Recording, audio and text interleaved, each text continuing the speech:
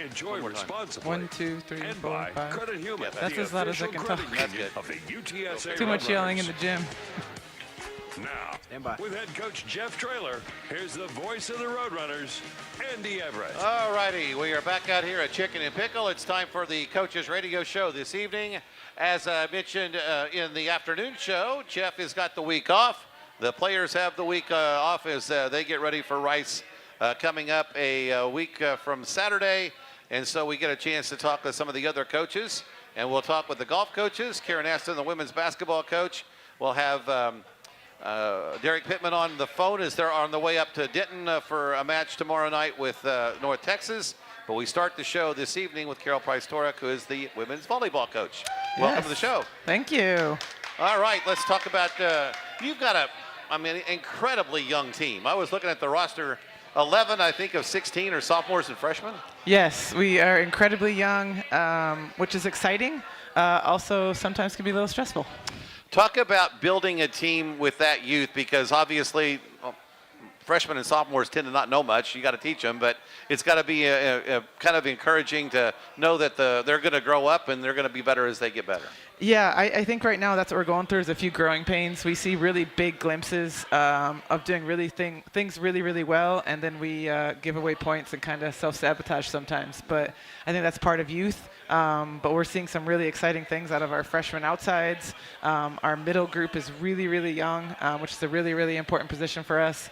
And our setters are really young. So we've got some key positions that are really, really young. All right, you got to take this group on a summer trip this year to Yes. Europe. Talk about that experience.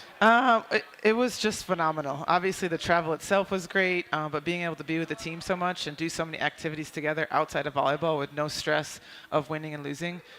Sure, we competed really, really hard, but there wasn't that stressor of if we lose, this happens. It was just play, get to know each other. All of our freshmen and transfers got to come with us, so that was a huge plus. We got to see some pretty cool stuff. Where'd you go? We were in Hungary. In Budapest, and then we went to Maribor, Slovenia, which was hands down, I think, our team's favorite.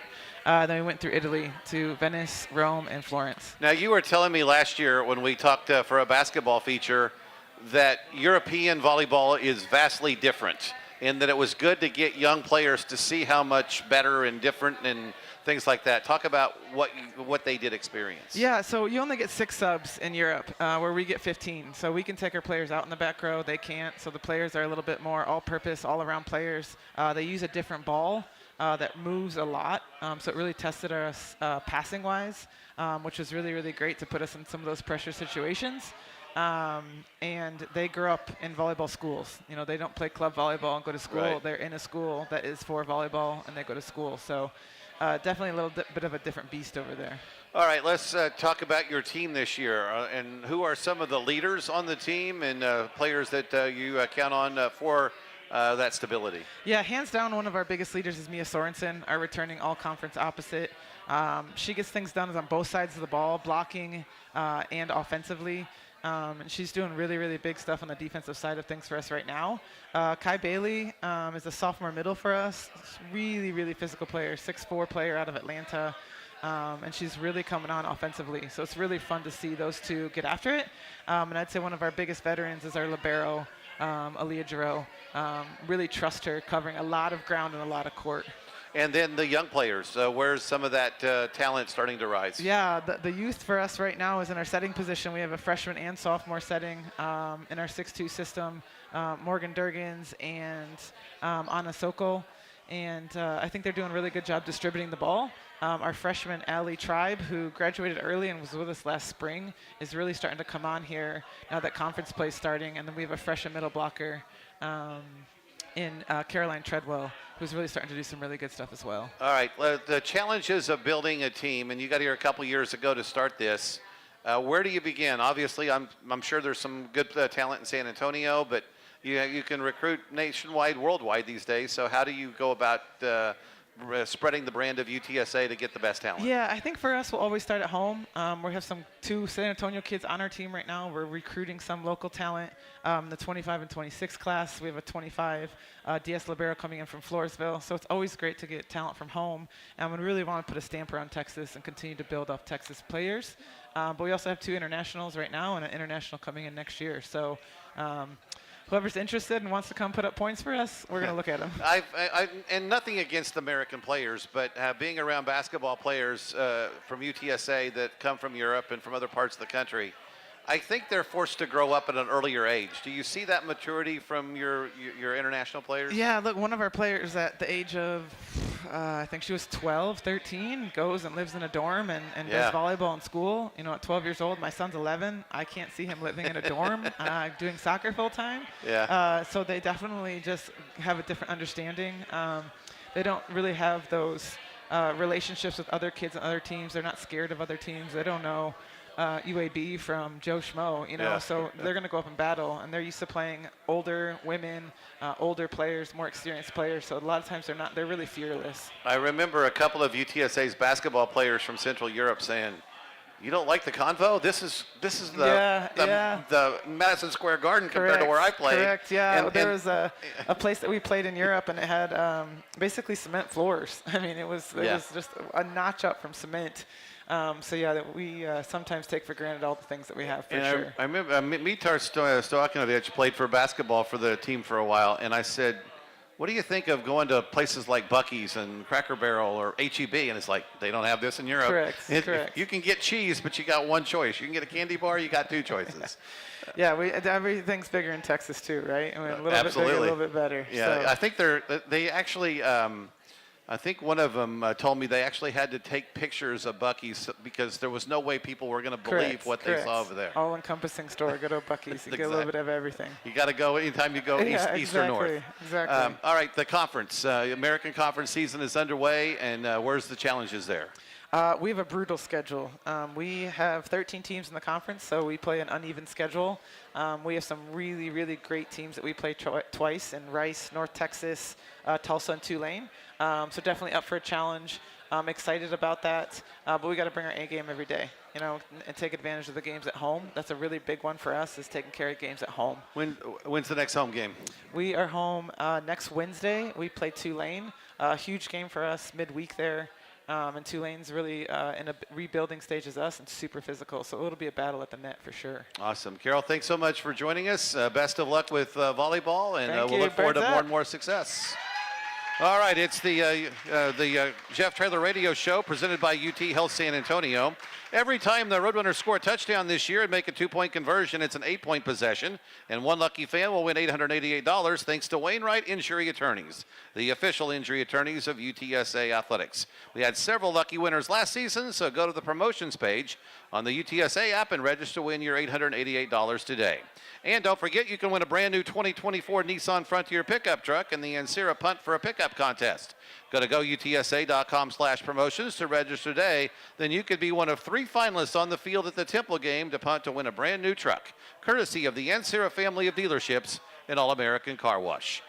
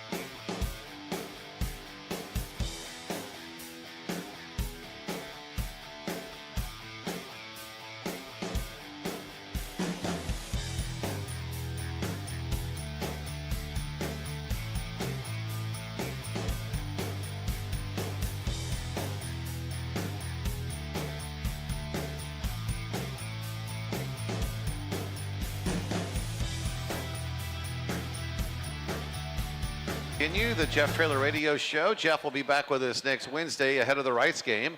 Hey, fans, Texas Farm Bureau Insurance members can get 2 free tickets to Roadrunners basketball, baseball, and football games when you redeem online. Become a Texas Farm Bureau Insurance member and visit GoUTSA.com/TFB tickets to learn more. And a reminder that every 2 seconds in the United States, someone needs blood. And every time you donate blood, you're saving up to 3 lives. Visit southtexasblood.org to schedule your donation, because when you give, they live. It's time to talk golf with Matt Wernecke, who's the men's golf coach at UTSA. And you guys are coming off a big tournament last week out at TPC San Antonio. I know this is a big boost for college golf in San Antonio. You got a bunch of great teams coming in, and you crowned a champion, I believe, from Virginia, that is going to get to play in the Texas Open next year. He is. Yeah, it was going to be probably a top 10 strongest tournaments of the year when it comes to college golf, which is what Valero and Larson and his VTO team were kind of after. It's great to bring that to San Antonio, right? It's an elite college event, brings it to our backyard, helps, brings it to our town, which is great. Ben James, who won it from Virginia, he's a top 5 amateur in the world, so that's also a big get. OU won it as a team. They're going to be a top 5 team in the country rankings-wise, so it ended up being a great week. I talk about this all the time. It's great that you have TPC San Antonio as a home facility. It is one of the most difficult golf courses on the PGA Tour year in and year out. And I always say, if you can play there, you can play anywhere, and that's what you guys get to train at every day. It's true, and honestly, they're great partners. They bend over backwards to do things for us, which is pretty unique, honestly, for golf courses to be that open to a college team and wanting to help us and benefit us. It's brutal hard. I mean, the Oaks is just it's as hard as you want to get. Our guys have to learn how to drive the golf ball in play. If you don't out there, then you just you're going to lose it. Exactly right. So, we have a lot of new guys, and some of these guys are kind of learning that the hard way, to be honest, right now. But it's a great test. If you can play there, you can play anywhere. Yeah, and the fact that Ben James shot 12 under for 3 rounds, that's 16 under. And I know the conditions aren't exactly like what the Valero Texas Open will be, but they're close. And the winning score is usually 18-20. So he's right in the ballpark the way he's played that golf course, that tournament. He is, yeah. And I could almost argue that when you have the actual Bermuda rough versus the overseed, it's harder. I think it is, because you have to learn how to read lies and get jumpers and balls come out dead. So I think there's an aspect of where it's tougher when you don't drive it in play. But it's hard to have any kind of defense with a guy who's playing that well. Talk about your team this year, and you had to bring some new guys in because you lost a couple of really good players in the past. We did, yeah. We've got 5 out of 8 are brand new, and so we've got 1 freshman. We brought 2 out of the portal, 2 from the JUCO ranks. So we have some experience, but they're still new, right? They're having to adjust to living in a new town, getting to know their teammates again, learning the golf courses, schedule, the whole thing. So we've just played once, so we got started a hair later than usual. We have great depth, and so I think we've got anyone that qualifies. I feel pretty confident with rolling them out, which is nice. And so we're just rolling out the golf ball, saying, guys, go earn it with your clubs this year. Not doing a lot of coaches' picks right now. Just saying, hey, whoever earns it, earns it. I trust most of you to go play on the road. Who played the best at VTO last week? I think it was Kalen Delaney, who's a transfer. He came from the University of Arkansas, Texas kid. I think you're right. I'm pretty sure. Now that you said it, I remember seeing the release. Yeah. And so, I mean, like I say, we do have a lot of learning. I'm still learning these guys. You know how the transfer portal world works. It's not the normal recruiting. It's kind of resumes. You take people's word for it. Call people you trust, and you say, all right, man, come on. If you want to be here, let's go. So it's not the normal. I've recruited you for a year. So there's a lot of me getting to know these guys as well, and kind of who they are under the gun versus just at home. But I like what I'm seeing right now. I see a lot of college players, high school players, they can hit it miles. If you're young and you've got eye-hand coordination with today's equipment and the ball, they're going to hit it 300 plus. And wait till they get 50 or 60, they may not hit it that far. Right. But where do you see the strengths besides that with the players you have in? What do they do well besides hit it far? Honestly, I like some of the short game that our guys have this year. I think most of our guys hit it at least far enough. If not, hit it a long way out there. There's an amount of speed you have to play college golf. But I like our guys have some pretty good hands around the greens, chipping, bunkers, pitching, and that kind of stuff, which is nice. And so it's just going to be a matter for us. We probably need to drive it a hair better than we are currently. Just get it in play a little bit more. hit some greens so they can actually take advantage of the short games. You got a tournament coming up in Dallas, the Trinity Invitational. They used to play the Byron Nelson on this golf course. So talk about this venue and this tournament coming up. They did, yeah. So we'll take off on Friday. Yeah, I mean, so this one's super unique. It's a link style course, if you can call it that, in the middle of Texas, which is pretty unique. No ocean, but linksy. Correct, but linksy, yeah. So it's pretty unique. I mean, it's always in great shape. We're gonna have to play well. We're gonna have to make birdies. You know, the greens they're huge greens with tons of slope. Not a lot of rough, so you've got some space off the tee to hit the golf to hit it in play. So it's going to be about hitting wedges close and putting. You know, being good at lag putting because you're going to get some 40, 50 footers out there. So what's it like playing a golf course every single day where if you don't pipe it down the middle, you're going to lose it, and now you can hit it anywhere, but you got to go score. Yeah, I think there's the danger of sometimes you feel like, oh, it's just wide open. I can just swing as hard as I want. You still got to control the golf ball, you know, a little bit to still score. It's going to be important to, you know, they do have fescue type stuff out there. It's just a further off. But if you hit a foul ball, you're going to find some trouble, and then it's going to get hard. But if you do control your tee shots, you can make some birdies. So we're going to need to be good. Every college team has transfer portal, NIL, all kinds of things going on. That trickles down to golf too, doesn't it? It does. Yeah. I mean, like I say, you know, we lost someone to the portal last year, and then we picked up 2 more guys in the portal this year. So it's just, you know, it's just the world we're in. In an ideal world, I would love to bring in my own guys and develop them. That's kind of what I would like to do. But at the same time, it's hard to tell a kid who's got a couple years of experience that he wants to come to you no, because you bring in a 20-year-old who's proven he can do it, a little more mature. They're used to college. They can be a big asset. We're seeing this on the PGA Tour. There are a lot of athletes that have chosen golf that could have played other sports. Now, maybe they wouldn't have been college basketball players or football players, but at an 8th grade or 9th grade or 10th grade, mom and dad said, you're not going to get hit in the head anymore. Right. Go play golf. Right. And so we're seeing more and more athletes on the tour and more athletes in college golf as well. Yeah, it's true, and I think that's why you're seeing guys who hit it so far, because they're just bigger and faster, because they're, like I say, they're athletes who chose golf, not I'm going to play golf because I can't do anything else, which is kind of what was the case in the past. I mean, I actually like guys who are kind of built that way, who played baseball, played basketball, did other things, and then got into about 7th or 8th grade. Like, man, I just love golf. You can just tell they've been around team sports. They've been coached hard. They've been competitive. And when they get there, you can just tell how much faster they are. They're just stronger. They're just athletic, and you can see it, you know, all of them. I would love to have a team full of guys that are built just like that. And I take my chances with that lineup. All right, Matt, thanks so much. Good luck in Dallas this week, and we'll see you down the road. Hope you have a great season. Appreciate it. Thank you. All right, that's Matt Wernecke. He's the golf coach for the men's team at UTSA. You know, we have heroes all over the place, and heroes out here tonight, and USAA honors the heroes who serve in our military as the official military appreciation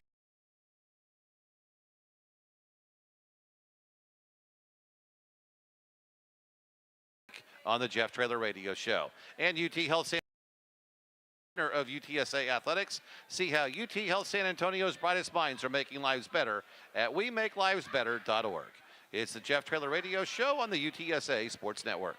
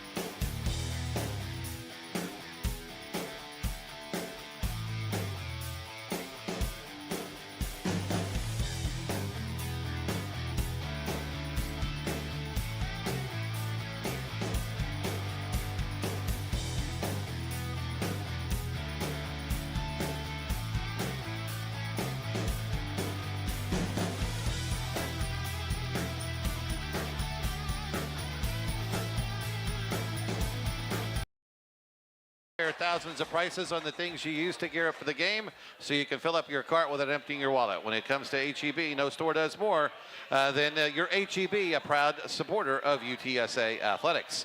And enjoy a Bud Light while cheering on the Roadrunners this year. Bud Light is the official beer of UTSA athletics. Birds up, buds up all season long from Bud Light. Summer Batiste is the women's golf coach at UTSA, and she joins us on the program today. And welcome to the show. How's your team this year? You had to make a few roster changes after some graduation last year. Yeah, we had one of our best players in UTSA history leave us, so we knew we were going to fill that. But you know, we've played 3 events with 4 of the returners, and we have a freshman in the lineup who's getting a ton of experience right now. That senior that left last year, Cameron Carrion, I guess, is on the Symetra Tour, correct? She is playing some Epson now. Epson, okay. Yep. Yeah. She's playing Epson event. She's playing the women's WAPT event that's sponsored by Wernecke. So she's getting a lot of good experience and playing pretty much week out. Olivia Williams, Maria Batiste, and Daniela Bonce have made some headlines for you recently. Talk about their games. Yeah, it's really fun to see 3 of our players kind of in the mix each week. So, you know, Danny was a conference winner last year, so I look forward to seeing more of that and hopefully more wins. I think Olivia is a fantastic player. She played really well this past week at Iowa. The greens were firm, fast, kind of something similar she's used to in England. And Maria Batiste is our Spaniard, who is one of the biggest competitors, and I think we're going to see a lot from her this year as well. Olivia I know goes back home in the summertime to England. I got to meet her last year at the Old Course of all places. But just talk about how her game's improved and making that transition from European golf to U.S. golf.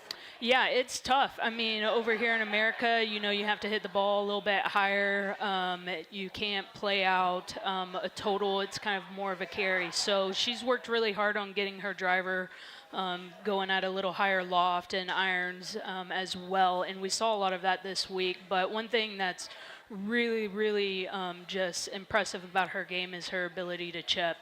And she's also a leader in that aspect, as well as she'll kind of teach our Americans how to use those lower lofted clubs around the greens and how to create spin. Yeah, we don't do that very well. Without having height. So we're grabbing the wedge every time. Yeah, the 58. Yeah, that's the last club she uses. So I love her because of that. You know, she's going to use her 50 a lot around the greens, and she really gets our kids thinking about, oh, yeah, you can hit this shot.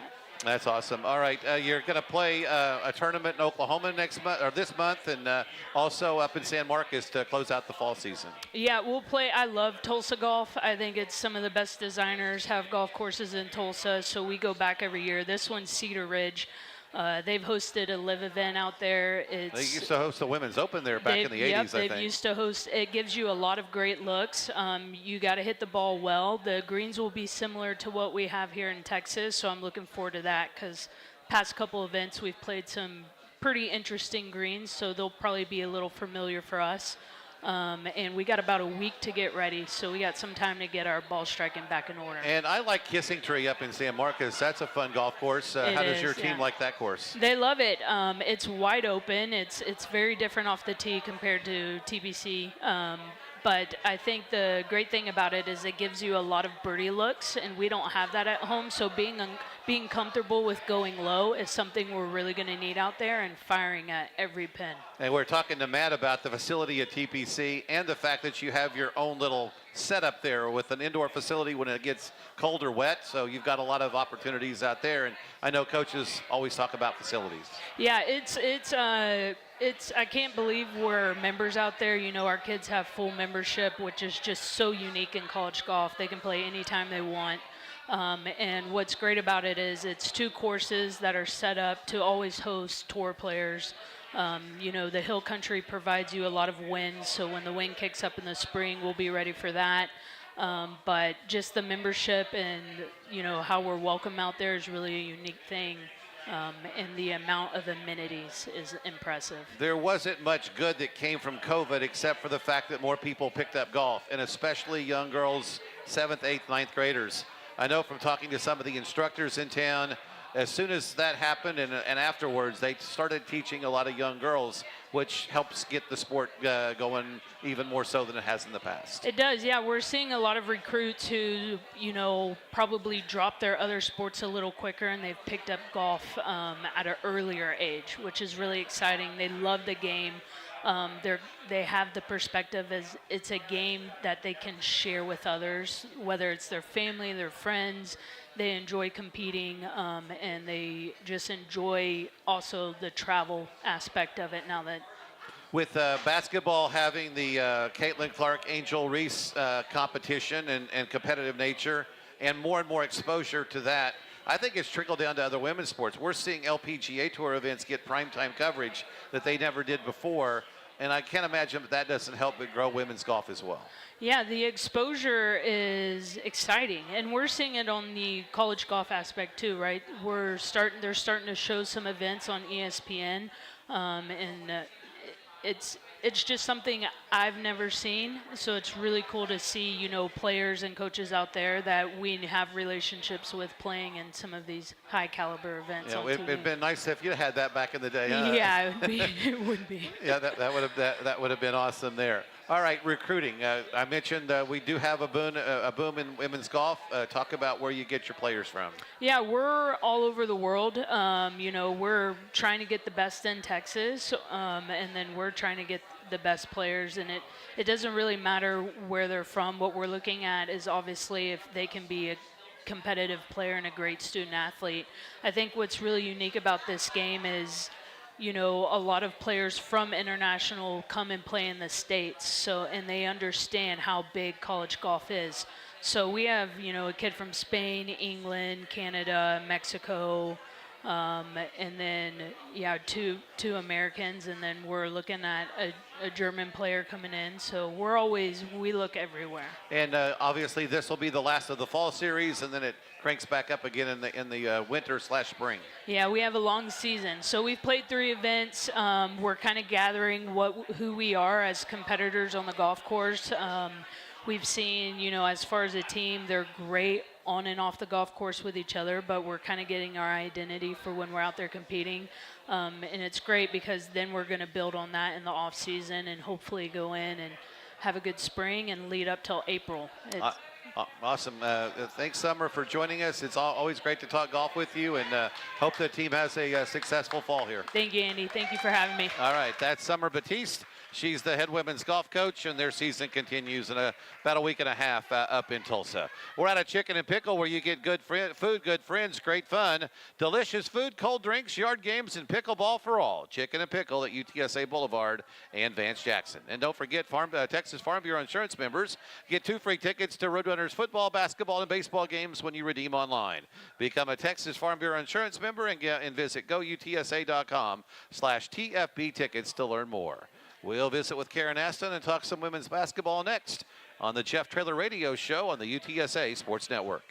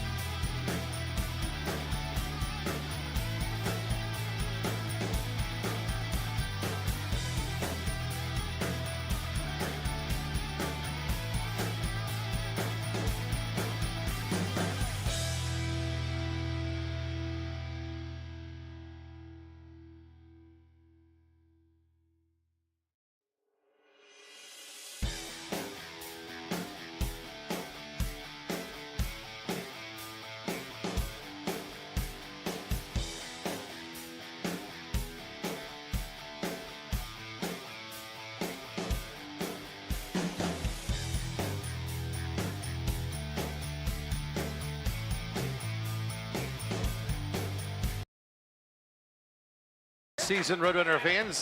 Touchdowns mean more than 6 points for every touchdown UTSA scores at home. The Texas Animal Defense League will receive $1,000 to North Park Subaru. Last season, North Park Subaru donated $27,000 to the Texas Animal Defense League.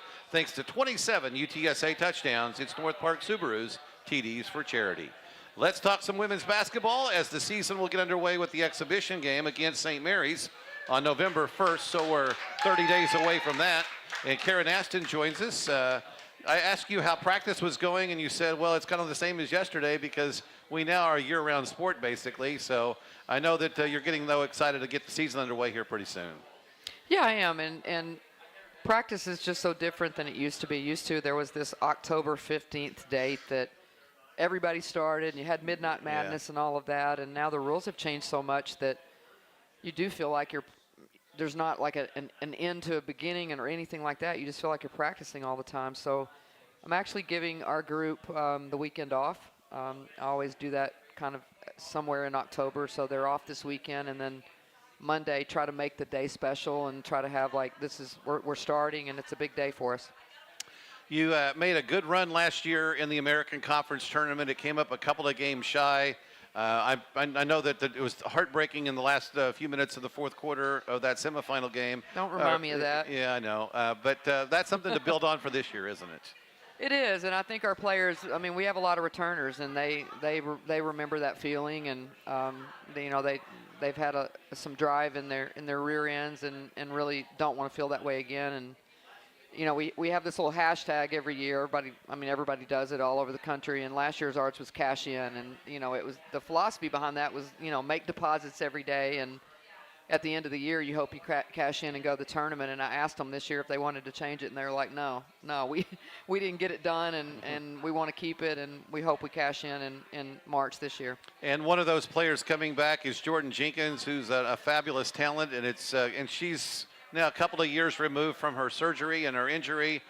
So talk about how she's going to perform again this year and hopefully stay injury-free as well. Yeah, I mean, you knock on wood with that. I mean, Jordan's obviously dealt with a couple of injuries in her career, and you want the young lady to be healthy, and not just for our team, but just for her own self. I mean, she's such a fabulous talent, and I pray that she stays healthy this year because she loves the game, and she's a joy to watch, and I want her to end up having a great year. We've talked about her in the past being a potential WNBA player down the road. What do you think of her pro potential? Oh, I think it's all there. I mean, there's no question. Her health has been, at any point it would be the only question mark as far as Jordan is concerned. She's just so unbelievably offensively talented, and she loves the game. She spends the amount of time that it takes to be a pro. It's just, she's got to stay healthy, and that we all know that. It's kind of the elephant in the room, but I think as long as she does that, she's got they're adding teams in the WNBA. That's awesome. They've added 2 already. There's going to be a 3rd, and I think that's going to help players like Jordan that, probably to an extent are going to have to prove themselves in camp and prove themselves along the way. I think that's going to help her for opportunity. Well, there were along with a lot of others. There were 36 players drafted in the WNBA last year, and I think 16 of them made rosters. So that shows you how competitive it is. So opening up 4 more teams will be great. For sure. That's huge. All right, let's talk about this year's roster and the players coming back and the things you can build on. Where do you see other strengths on your team? Gosh, I'm excited just because I think we have a lot more pieces this year. I think that we have a lot more versatility.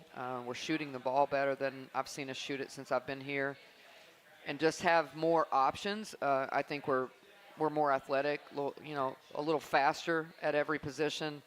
I think one huge factor for us is that we were able to add another point guard, an experienced point guard from UIW, Nina Delagrion, she started for them, was an all-conference player, and chose to come here for her last year. And to be honest with you, that, all that load's been on Sydney Love, and to have somebody else that's been able to step in here and take over leadership responsibilities, point guard responsibilities, has really made our team more solid, for sure.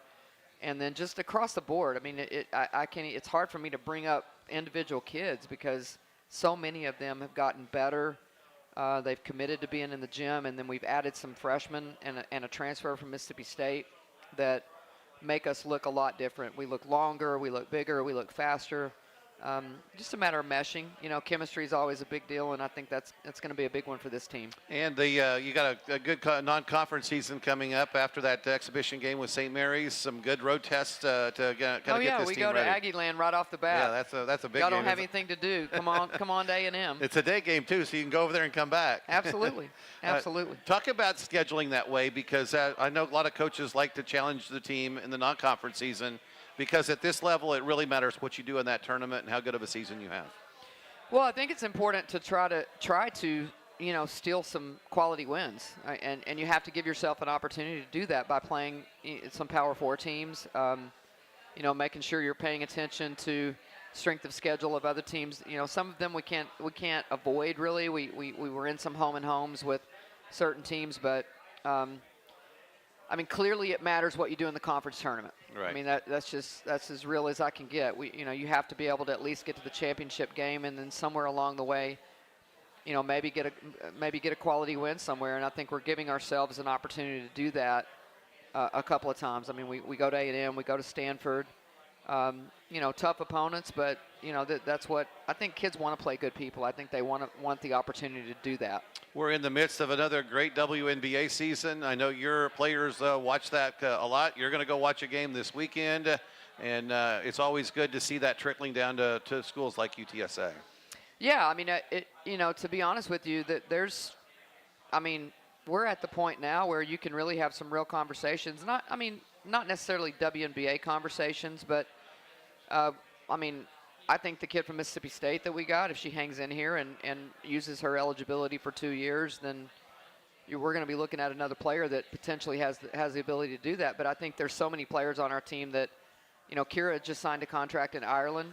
First time I think we've had a pro and maybe ever. I'm not sure. I maybe need to check that, but that's their ambition, and I can see some players absolutely being able to do that, so that's exciting. It shows that we've got a different level of talent here and that we're developing them. What do you think the strengths of the conference are going to be this year, the teams? It's hard for me to say right now. We were talking about that today. Memphis, I think, has added some people out of the portal that jump off at me a little bit. Like this might be some difference-making kids that they got from some Power 4 programs.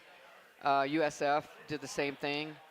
I think UNT will be good again. So I think USF kind of didn't like how they finished last year. They didn't like what happened. So, they reloaded quite a bit really and changed their roster dramatically. And so I think they'll be good again. And Rice should be good. So I think it's going to be very, very competitive.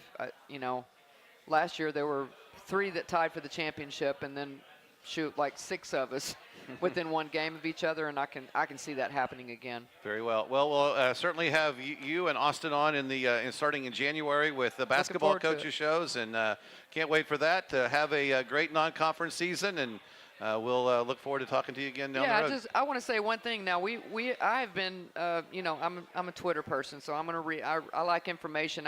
Every time I pull on Twitter, it says so and so's program has sold all of their season tickets. Like every time I look at it, I scroll down and some program has sold them all. Women's basketball is the hottest thing out there right now, and I would just encourage everybody to get a ticket to our games, and let's get out and support these young ladies. Awesome. Yeah, let's do that. You go UTSA.com, by the way, is where you can do that.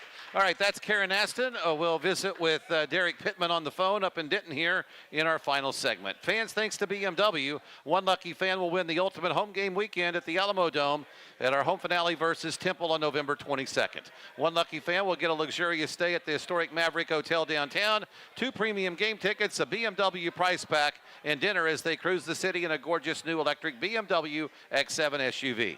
Be sure to check out GoUTSA.com/promotions to register today. It's the BMW Ultimate Home Challenge. And Goodwill of San Antonio takes your donations and turns them into careers, training, and education for those in need, and we fuel the San Antonio economy. Your Goodwill donation can get you free tickets to UTSA games. Bring your gently used clothing and household items to Goodwill today.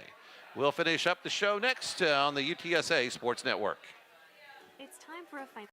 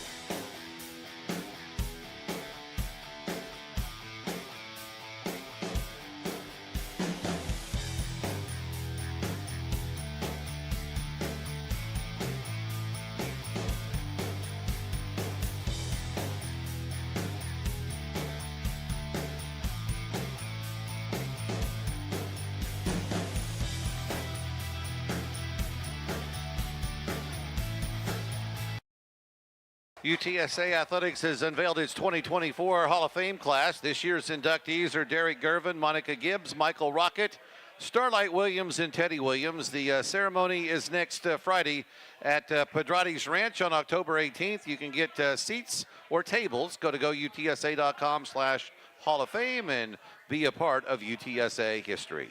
Save time after the game by ordering Taco Cabana online at tacocabana.com or on the MyTC loyalty app. Sign up for great rewards and exclusive offers only at Taco Cabana. Derek Pittman is the UTSA soccer coach, and he is up in Denton tonight, getting ready for a match with North Texas tomorrow. Derek, thanks for joining us, and talk about your team so far this year as you prepare for a big match with a big rival in North Texas this week.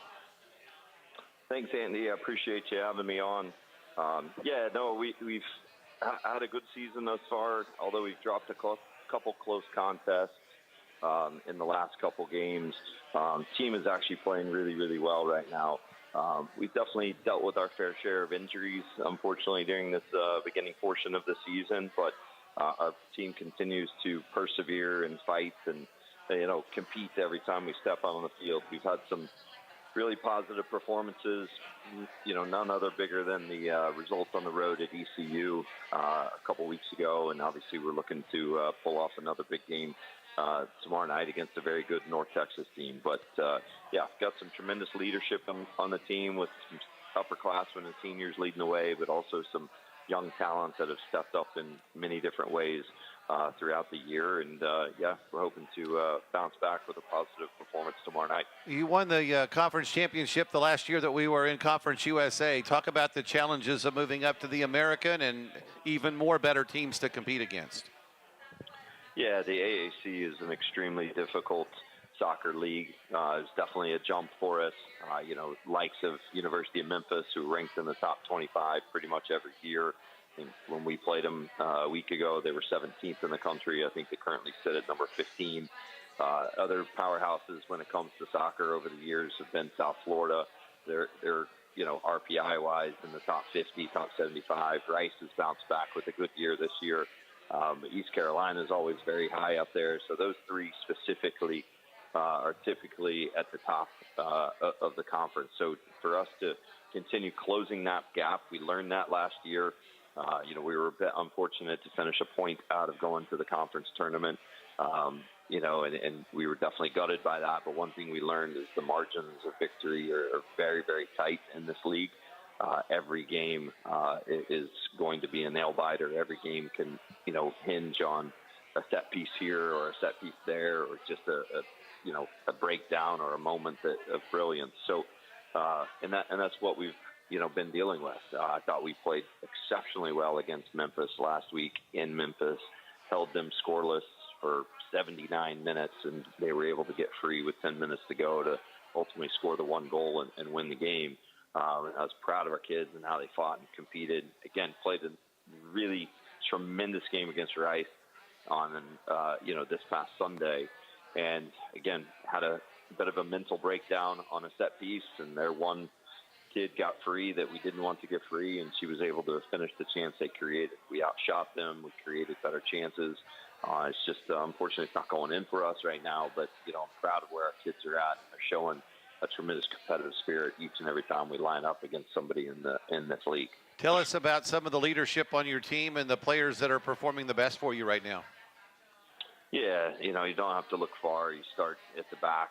Sasha Dade has been with us for 5 years as a strong defender for us, playing both center back and outside back for us over the 5 years she's been with us, captain on our team. She is one of the most relentless competitors I've been fortunate enough to coach here. Even in my head coaching time, she's been a fantastic player for us. Sabrina Hilliard's another, young lady that has been a tremendous leader for us. Unfortunately, she hasn't been able to play as many minutes this year due to injuries, but slowly getting back onto the field and playing some significant minutes when given the opportunity. Olivia Alvarez, Zoe May, Jordan Walker, Jordan Highland. I can keep going down the list of some of the upperclassmen that we're fortunate enough to have on our team that continue to put in, really good performances, help lead this young group. in a positive direction. And I know that they're leaving. We talk about leaving the jersey in a better place. And these young ladies, as a senior class, have done a fantastic job of that. Every coach wants great facilities. You have one at UTSA. You now have your locker room and in your offices and facilities over on Park West. That's something that fans would love to come out and look at, I'm sure. Yeah, it's been fantastic. Last year we led the AAC in average attendance.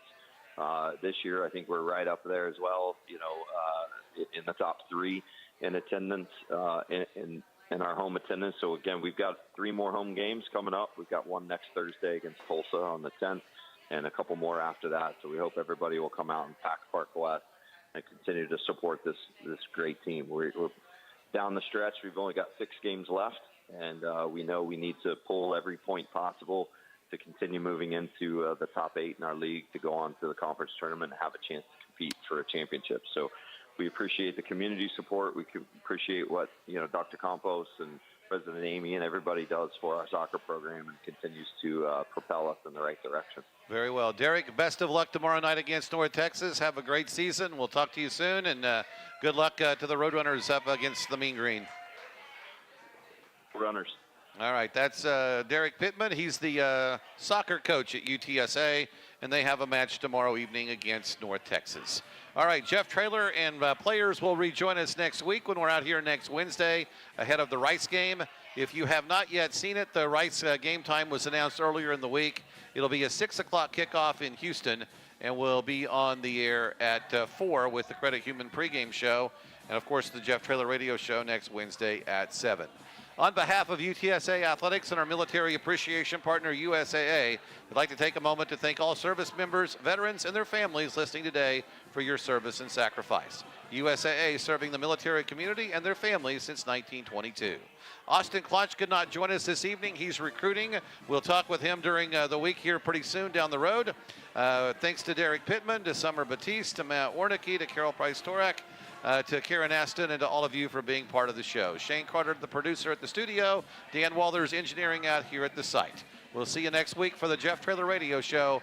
Have a great evening, everyone, on the UTSA Sports Network.